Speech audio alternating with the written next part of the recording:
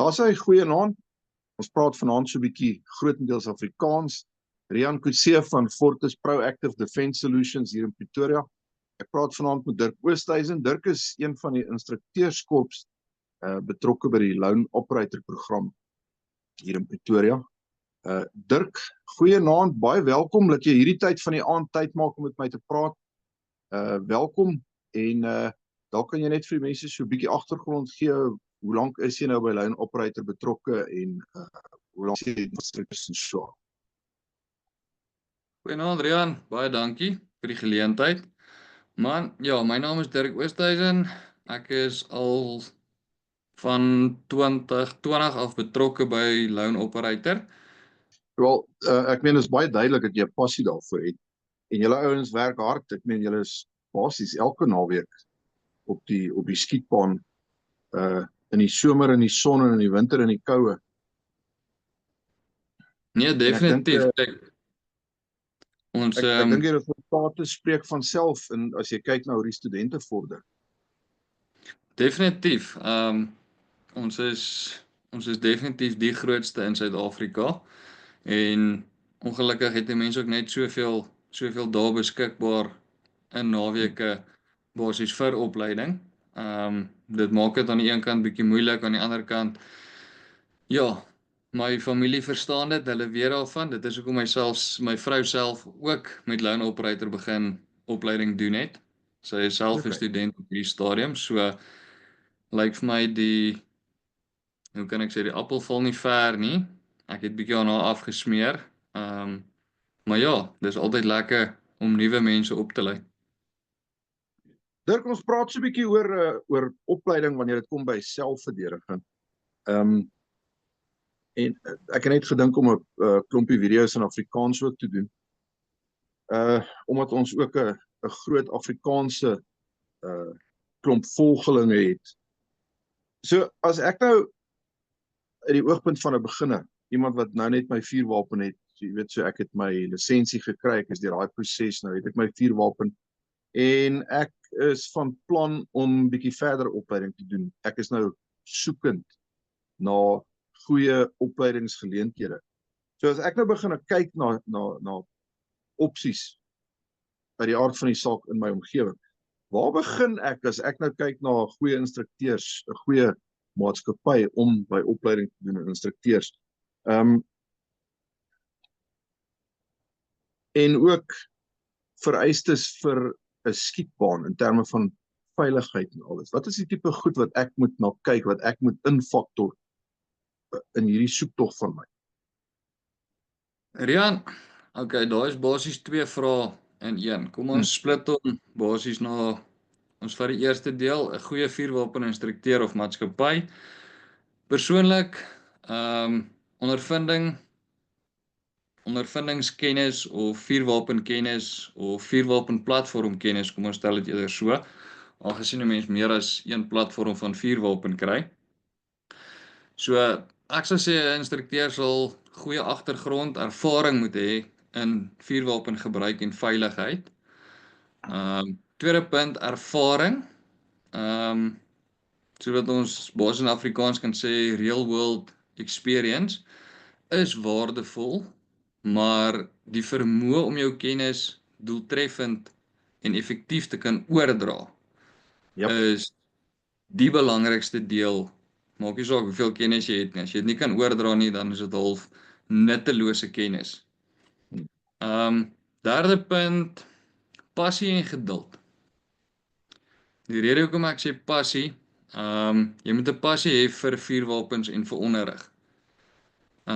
Vir mense kennis is belangrik. Spesifiek vir die feit omdat jy met mense werk. En om die student so gemaklik as moontlik te kan hou, om hom nie, hoe kan ek sê, af te kraak en basies sy idees of sieninge af te skiet, maar om hom eerder op te bou. Dan sal ek sê punt nommer 4, individuele benadering. Bedoelende daarby, die instrukteur moet die student op die vlak waar die student tans is, kan ontmoet en van daar af opbou. Basies wat ons by Lone Operator doen, ons eerste sessie is gewoonlik 'n fundamental sessie en in daai fundamental sessie sit ons met mense wat ervare skits is, ons sit met mense wat onervare is en ons sit met, so wat ons baie keer praat van newbies, mense wat nie regtig, hulle het 'n idee wat om te doen, maar hulle weet ook nie regtig hoe om dit te doen nie. So om daai persoon te ontmoet, waar en op watter vlak hy is en dan op te bou dat almal op dieselfde vlak is omdat ons klasse op mekaar bou. So dit help nie jy sit met 'n uitskieter en die agteros kom net nooit in die kraal nie want jou instrukteur fokus meer op jou uitskieter in plaas van die persoon wat nie so ervare is om daai stappe vorentoe te vat nie. Wat nog? Veiligheid en bewusmaking of bewustheid eerder. Veiligheid is die hoogste. Dis die eerste prioriteit wat ons by Lone Operator het. Die instrukteur moet 'n goeie begrip hê van vuurwapenhantering as ook veiligheid. Veilige rigting, veilige hantering van 'n vuurwapen. Dan sal ek sê ego. Ego is nooit 'n goeie punt. Ek hou daarvan. Vir die simpel feit, as ek argumentsonthaalwe 'n groot ego het, dan gaan ek nie baie worry oor die student nie. Want dan is my ego hoër as wat die student is. En dis nie die ideaal nie. Yes. Want dan stel ek my metodes en myself basies bo die student. En dit is wat nie 'n goeie instrukteur maak nie. Jy wil daai student leer en bevorder in sy tegnieke of in die tegnieke wat jy aanbied, wil jy die student bevorder. Dan die laaste punt, geduld en goeie kommunikasie. Geduld is belangrik, vernaamlik as jy met nuwe mense begin werk. Nuwe mense bedoelende nuwe studente, nie net iemand nuut wat jy ontmoet nie. Kommunikasie vir die simpel feit, as ek nie, hoe kan ek sê, voldoende kommunikasie het om met daai persoon te kan praat, laat daai persoon my kan verstaan, ek daai persoon kan verstaan en ons saam vorentoe bou, dan maak dit nogal dat dit half moeilik is om 'n goeie instrukteur te wees. Dis my aspekte rondom dit. Dan in jou tweede vraag, Kan ek net jou onderbreek daar? Ek wil net invoeg daar. Wat ek hou van die goed wat jy nou gesê het, persoonlik is, omdat ek vir 'n feit weet dat daar so baie mense, veral nuwe mense wat nuut in die vuurwapenwêreld is, of selfs iemand wat al baie lank 'n vuurwapen het, maar nooit regtig gebodder het om opleiding te doen nie en nou vir welke rede ook al besluit, alright, ek wil nou iemand het om oortuig of iets het gebeur wat hulle laat besluit het destyds, maar hulle is nuut in hierdie hele ding. Hulle is nuut om saam met 'n groep vreemde mense op 'n skietbaan aan te kom. Hulle is bang, hulle doen iets en mense lag vir hulle, jy weet, mense hierdie is geneig om te giggel daaroor, maar dit is werklike probleme en werklike vrese wat mense ervaar.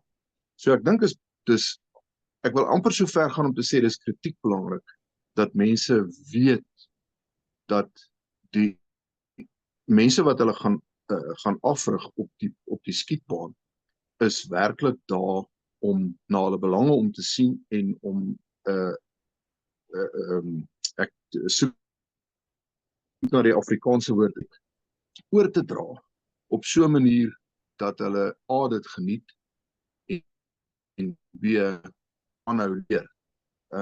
So ek dink die punte wat jy daar gegee het dis iets wat met my ook persoonlik resoneer, want dit is belangrik, pertinent die goed oor die ego in al daai klas van goed. So kom ons beweeg aan na die tweede punt as ons praat oor skietbane. Die goed wat ek in gedagte moet hou. Ek weet jy gaan na 'n skietbaan toe, so dit is wat jy kry. En ek dink daarom oor die algemeen kan ou sê die mense wat skietbaans, mense wat ernstig is oor veiligheid.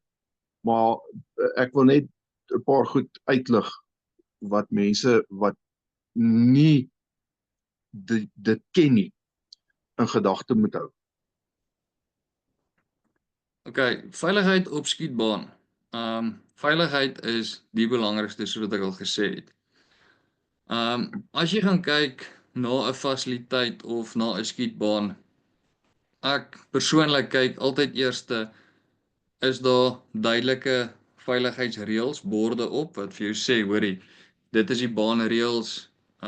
Ons praat van 'n hotbox waar jy kan laai en ontlaai in 'n veilige rigting, en is sulke goed in plek en word die reëls toegepas.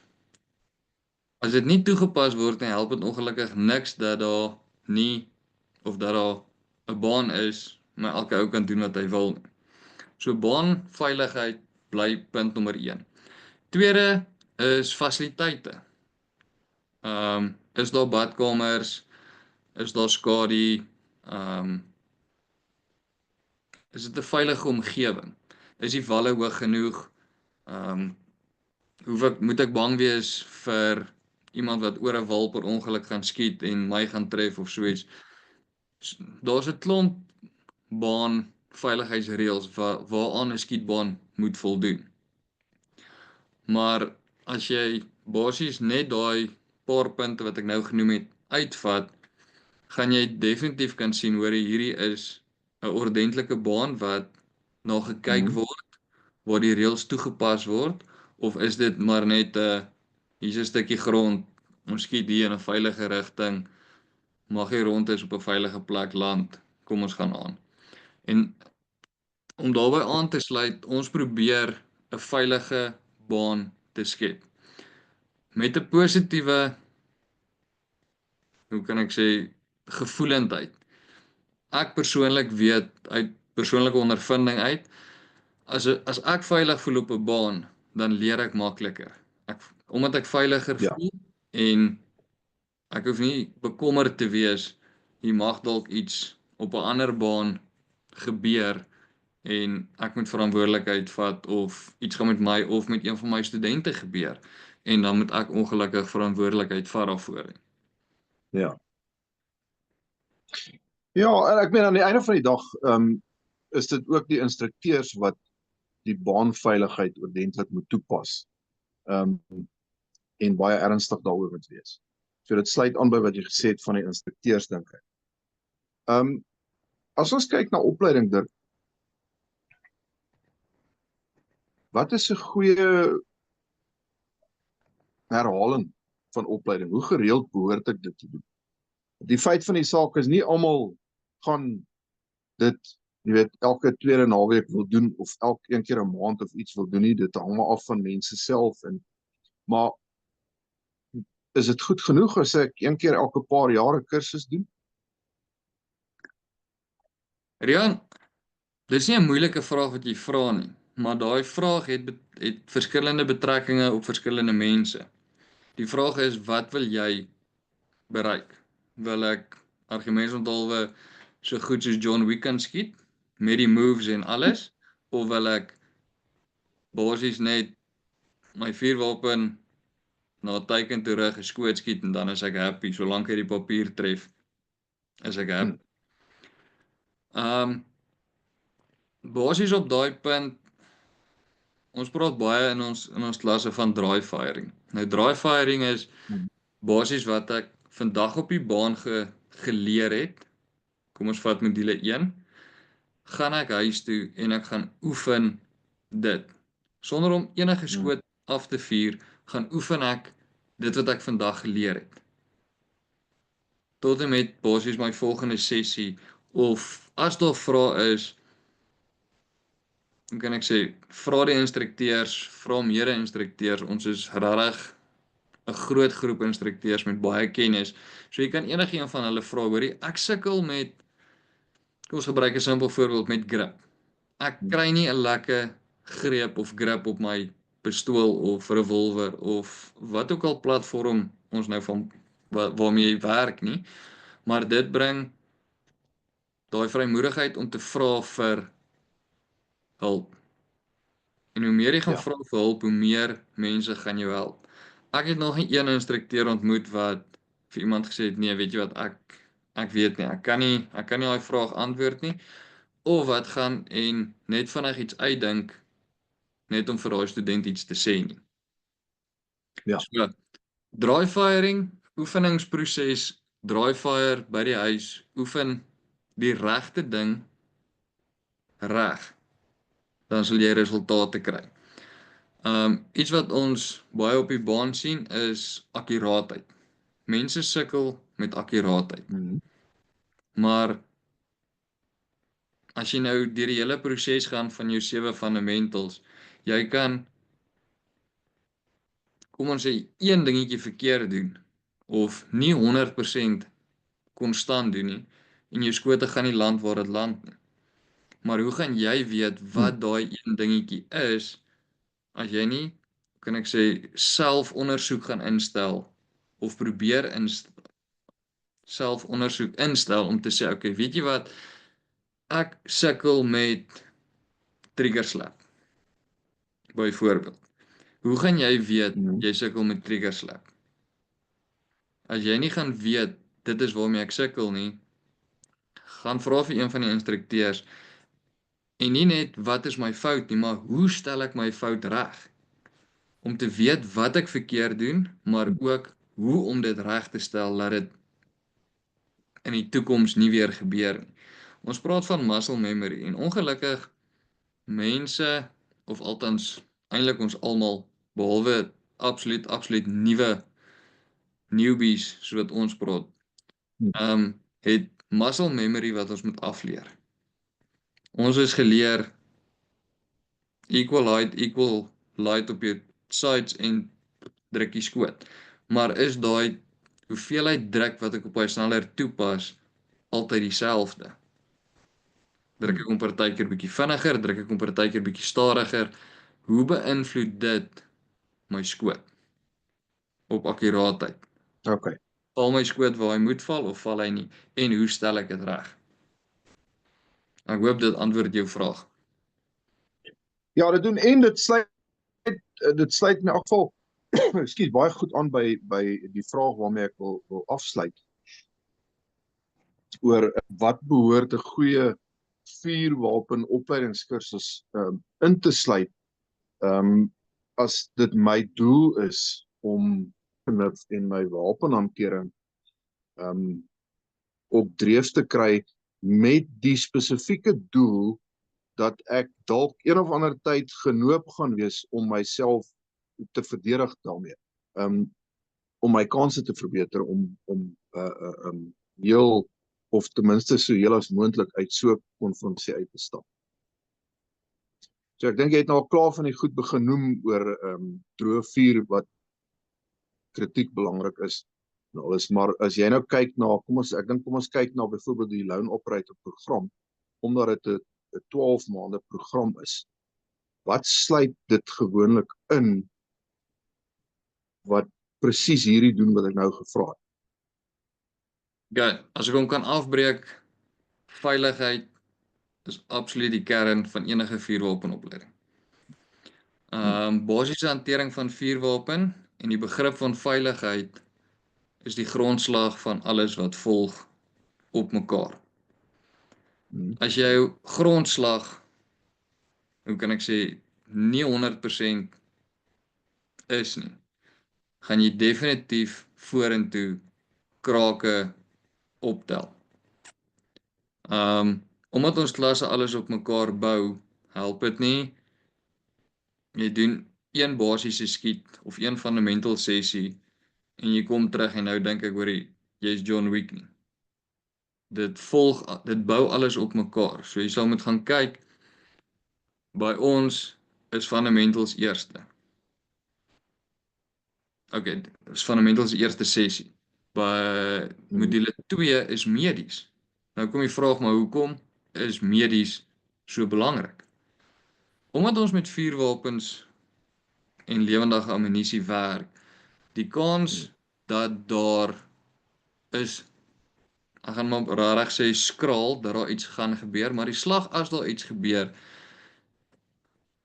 is dit nie net die instrukteur wat mediese kennis het om te kan optree nie, maar die persoon wat links of regs van jou staan, het die basiese kennis om vinnig te kan optree tot en met, hoe kan ek sê, hoër hulp ingeroep of iemand naderkom wat meer kennis het.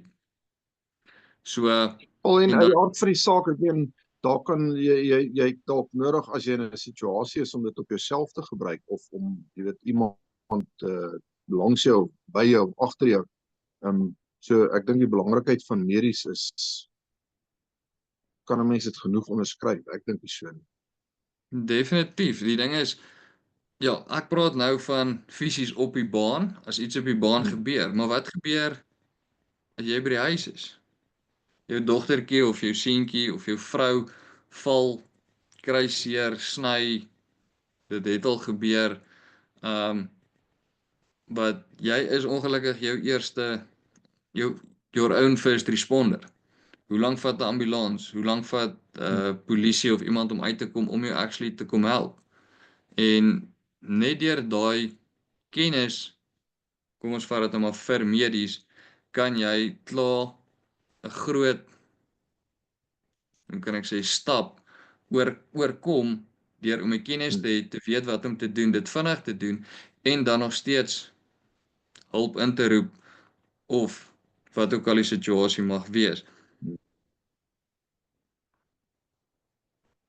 Okay, so Dirk, ek wil net vir jou, ek wil net gou terugkom na die fundamentals gedeelte toe. Omdat dit ook vir my aansluit, baie mense gaan doen, jy weet as dit nou iemand is wat nie in hierdie wêreld is van vuurwapens en opleiding en so aan. Baie mense kyk na net 'n eenmalige kursus, 'n beginners tipe kursus om te doen. So die fundamentals gedeelte, wat is die doel daarvan? Is dit om te kyk waar jy met daai student staan sodat jy 'n basislyn vir hom kan opstel? Nee, glad nie. Die basislyn wat daar gestel word is om te wys waar jy as student basies is. Maar dit is ongelukkig die fundamental van skiet. Maak nie saak wat jy doen, waar jy is nie. Ons gebruik baie keer die voorbeeld, al spring jy uit 'n helikopter uit, al abseil jy van 'n gebou af, as daai vuurwapen uit die holster uitkom, grip side squeeze. Maak nie saak wat die omstandighede is nie. Daai 3 moet basies in plek wees. Dit is hoekom dit belangrik is om te verstaan as daai wapen uitkom, hoe om hom reg te gebruik en nie net skote in 'n rigting te skiet en te sê okay hoorie, maar ek het 'n magasyn uitgeskiet, een van hulle behoort te getref het op teiken of wat ook al die situasie mag wees, maar om te kan weet elke skoot wat ek geskiet het is waar ek hom wou gesit het, omdat ek verantwoordelikheid moet doen vir waar elke skoot land, omdat dit uit my vuurwapen uitkom. Okay. Ek dink ek gaan volstaan met dit. Ek dink ons het oor alles gepraat wat ek 'n gedagte gehad het vir so 'n eerste video. Net laat spesifiek iemand wat nuut is met dit en wat soekend is na so iets 'n bietjie agtergrond kan hê, dat hulle 'n beter idee kan kry wat daar buite is en waarna hulle kan kyk en waarna hulle behoort te kyk. En ek dink ons het dit in redelike detail gedek hier. So Dirk, ek weet nie of jy nog iets het om by te voeg nie, maar ek dink van my kant af is ek tevrede en ons kan volstaan daarbey. Ja, definitief. Basies, hoe sê die Engelse, it's all in a nutshell. Ja. As mense meer inligting wil hê, gaan kyk op die webwerf Lone Operator. Ons bied ook standalone klasse aan vir mense wat net 1 of 2 klasse wil bywoon om te kyk hoe is dit, hoe werk dit, wat gaan aan. Bietjie met die instrukteurs te praat. Hulle is meer as welkom om daarop aan te sluit en meer inligting te kry. Pak gat. Nou ja, ek sê vir jou dankie en weer eens dankie vir jou tyd en dan praat ons sommer vinnig weer met mekaar. 100%, dankie baie Rian.